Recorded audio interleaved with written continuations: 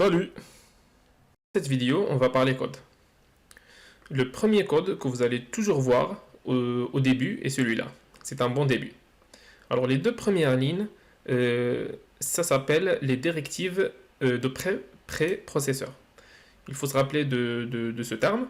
À travers ces deux lignes, alors il y a beaucoup de choses qui se passent et qu'on va les détailler plus tard, pas maintenant.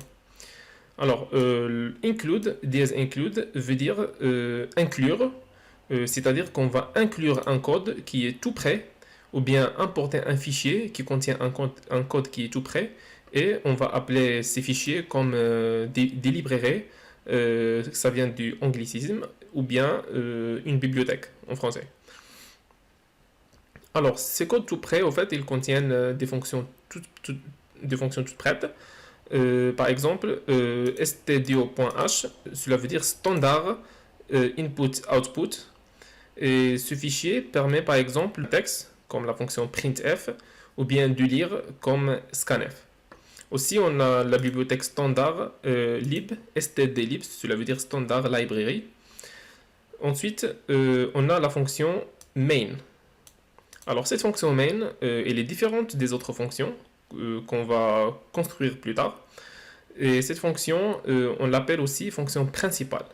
C'est cette fonction qui va contenir tout notre code à l'intérieur de cette fonction.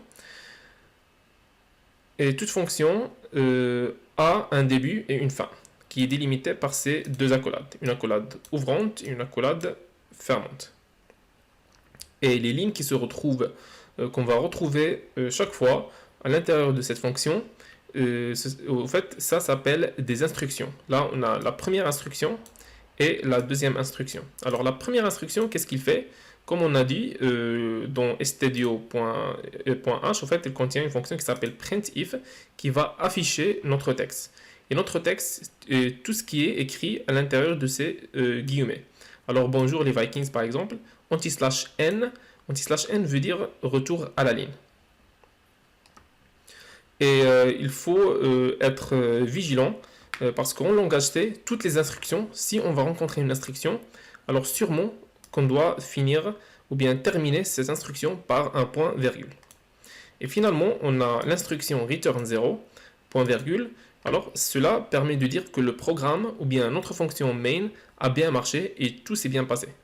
Qui est au fait que cette fonction a pu tourner la valeur, retourner la valeur 0. Et si elle retourne autre valeur que 0, alors cela veut dire qu'il y a une erreur dans notre programme. On va exécuter ce code pour voir ce que ça donne. Alors, comme d'habitude. Et là, on va afficher notre code. Alors, bonjour les Vikings. Je vais écrire bonjour Madame Durand. Il faut enregistrer.